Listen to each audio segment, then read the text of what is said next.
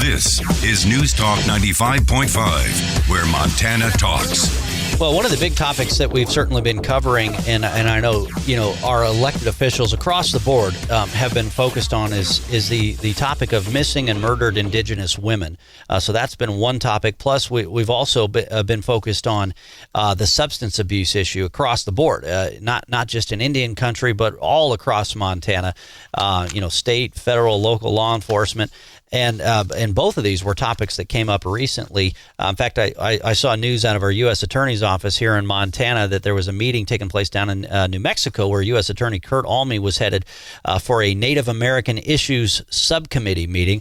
And I thought, wow, that'd be great to talk with U.S. Attorney Kurt Alme about that. And here he is in studio with us now on Montana Talks. Kurt, always a pleasure to have you on the show here. Good morning, Aaron. Thanks for having me. Yeah, you're actually the vice chair of this Native American Issues Subcommittee. So U.S. attorneys from across the country advising the Attorney General on Native American issues in particular. So it's an important post for a Montanan to be at the table there. Well, the NAIS is the oldest subcommittee of the Attorney General's Advisory Council. We got U.S. attorneys from almost 55 districts get together and work on Indian country issues, try to advise the Attorney General on good policy. What were some of the challenges that you wanted to bring to the table down there, or that you were looking to tackle, and I guess what came of this latest subcommittee meeting down there?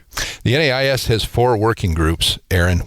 Early on, we identified violent crime, law enforcement resources, drug enforcement, and white-collar crime as 4 areas of emphasis. We spent a lot of time on violent crime and substance abuse, particularly the issue of missing and murdered indigenous women, and how to improve drug enforcement in Indian country. It does seem like now, too, here in the last year or so, given the focus and the attention on missing and murdered indigenous women and young women, or just women in general who end up going missing from our reservations across the state. But now it seems like not just state officials and federal officials, but also I think a lot of folks in the media are also doing a much better job of getting the word out a little bit sooner in some of these missing persons cases. What do you think is helping to get that word out quicker now? I think an awareness of the problem, which has been a really welcome change. We have a lot of focus, as you mentioned, by federal, not just federal law enforcement, but also state and local law enforcement and tribal law enforcement about the seriousness of the issue. And we're also trying to inform the public, tribal members, about what they can do if a loved one goes missing. For instance, we've just had a statewide training back in June, co-sponsored by our office, the Montana Department of Justice, the FBI, and the BIA, where we trained law enforcement in one track and the public in another track about how to use the missing person databases, the Amber Alerts, how to do a better job of getting the word out. And then for the public track that we did, we also did a session on what do you do if a loved one goes missing. We're going to follow that up here with a public service announcement later this fall to let people know what they can do if a loved one goes missing. And we're also bringing the National Missing and Unidentified Person Database, NamUs, representatives to Montana to do training on our reservations. That's the one database, Aaron, that the public can access that isn't law enforcement specific, and they can use to help find their own friends and family. We've already had NamUs out on the Flathead to the CSKT tribe, working with the tribal council, tribal officials, tribal law enforcement, and they have a missing and murdered women working group. So train them on how to use NamUs with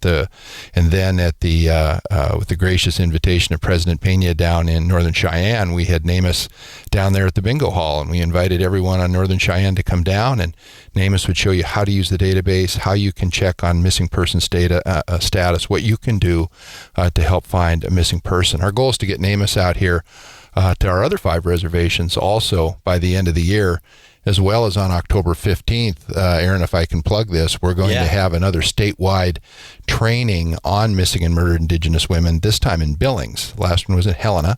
We're going to have a law enforcement track again and a track for the public, with a particular invitation to all of our Native American colleagues to come in and learn from all the main database providers like NamUs, like Amber Alert, like the FBI's NCIC Missing Persons File, to learn what we can all do to do a better job of responding to these cases. Kurt, you were talking about how NamUs is a group that's coming to town to actually help give tools to families and to people really across the state, but particularly on our Native American reservations, where they can find tools so they can help find or locate missing family members or friends. What are some of the specific tools that people would have at their fingertips where they can actually, hopefully, find their loved ones? You bet. Identify, report, and look, Aaron. Those are the 3 steps. The first thing is if you're in that heart-wrenching, tragic situation of thinking you have a missing child or a missing loved one, first thing to do is to gather up all the information you can about where that person was, what they were wearing, what their social media accounts were, anything that will help identify and locate that person. So take a minute, pause, think about it, gather as much information as you can, maybe even check with the last friend they were with, and then report.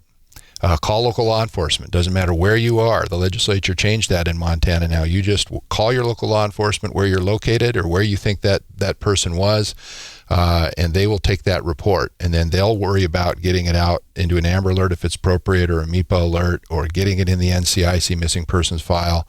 And then the next thing you can do is look yourself. Don't stop there. Talk to family, friends. Keep reaching out to social workers, business associates, anybody you think who might know where that person is, and keep that process going yourself. Now, NamUs would be one of the last things you do. Is you can go out on NamUs, and it has to be vetted through law enforcement to be sure that the reports are all accurate. But then you can put in information about your missing loved one, and it'll go out nationwide. And then others who are looking on NamUs, if they have information about a person, they'll go on and they'll be able to link it to your missing person. So those are 4 good steps that people can take. Yeah. Well, we'll look forward to that meeting coming to town in October. One of the other topics that I know came up at this meeting down in New Mexico as well, of course, the topic of substance abuse. And, we recently had Vice President Mike Pence and Second Lady Karen Pence in town, and you were at the table for those meetings, of course, as well, that were focused on really this meth epidemic that we've had in the state. Project Safe Neighborhoods is an effort you helped to reinvigorate here in Montana, and you've seen some really remarkable turnaround in the numbers of the meth problem, not only here in Yellowstone County, but also in Missoula County as well. Any additional progress you can report on that front lately? I know you got some in fact, today the Substance Abuse Connect, Yellowstone Substance Abuse Connect is meeting here in town today as well. It is. Let me start with that. Aaron, it's just exciting that we're finally to the point that Yellowstone County got out on the lead in this, and we're very grateful for that, working on a meth reduction plan. So community action plan to reduce meth through prevention and treatment.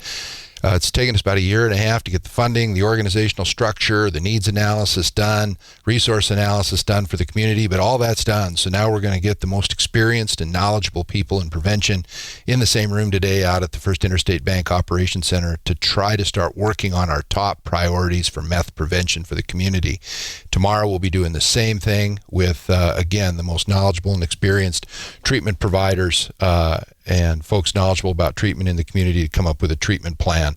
Very exciting. The goal of Yellowstone Connect, as you know, is to try to get an action plan for this community to help reduce meth demand by the end of the year. And that'll go hand in hand, of course, with what we're doing with Project Safe Neighborhood and the hard work by law enforcement in this community and our prosecutors to target meth supply, meth dealers, meth traffickers, and violent criminals. Yeah, because really, if it just becomes this revolving door, if the large traffickers and dealers end up back out on the streets, well, we're just going to continue to fuel the problem. But also at the same time, if the end users, end up continuing to use, and if we don't deal with the treatment angle, then we're just going to be in this revolving door at the same time as well. So it's clear that the U.S. Attorney's Office, that the Trump administration is really tackling this on every single front imaginable right now.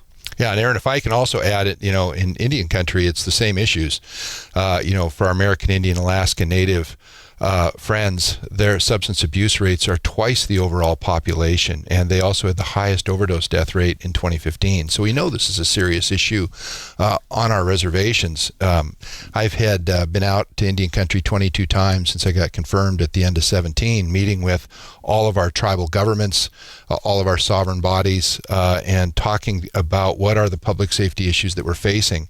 The number one issue we discuss every time is substance abuse, particularly meth, but of course also prescription pills and heroin, especially in the West. but it really is meth. And so we've been working with all of our federal law enforcement partners, tribal law enforcement partners, and local law enforcement in those areas to do what we can to step up meth enforcement. And I could give you examples. We're making progress in various parts of the state. But a second thing we're trying to do through Jared Cobell, our tribal liaison coordinator, and I, when we have our government-to-government meetings, we're identifying federal grant opportunities for drug courts, substance abuse treatment facilities, and other treatment options for the tribes to consider implementing for their members. So again, it's a two-pronged approach when we go after meth. It's supply reduction by going after meth traffickers and the violence that comes with it, but also it's demand reduction. And we've got to help people who are trapped in this cycle of violence and this cycle of drug use to get out of it. And you've had some big cases coming through, through the federal courts here in Montana as well. And frankly, I think all of us, on the media side of the house need to do a better job of reporting on just everything that's coming out of the federal courts. But one case in particular, for example, I think it was a drug dealer here in Billings who was getting these what looked like protein, the jugs of protein powder shipped to his house, but actually it was I think it was Xanax or some pharmaceutical opioid drug that he was getting mailed to his house. So thousands of pills, basically thousands of boxes or bottles of pills that this guy was getting and distributing through the dark web right here in Billings, Montana. Yeah, that's right. Right here in Billings, we had a dark web supplier. We've had examples where individuals have ordered off the dark web into Montana, but this was one of those cases where we had a couple individuals who were getting Xanax out of Canada, smuggling across the border in Michigan, and then we're operating out of a basement here in Billings, and we're distributing Xanax and meth across the country. Right here out of Billings. So it's not a rare thing, certainly around the country, and it obviously isn't unheard of even here. All right. Any major cases still yet to come? We got about a minute to go here with U.S. Attorney Kurt Alme. A lot of our cases continue to be in the Project Safe Neighborhood area, Aaron. We are continuing to aggressively go after people who are committing violence in our community. I think, as we all know, Montana has the second highest violent crime rate in the Northwest.